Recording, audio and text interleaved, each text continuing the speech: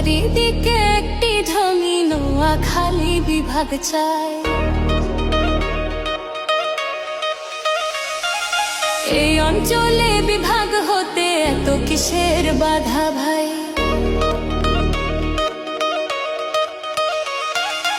এতদিনের অবহেলায় আজকে আবার গর্জে ওঠা উন্নয়নের কথা শোনাই।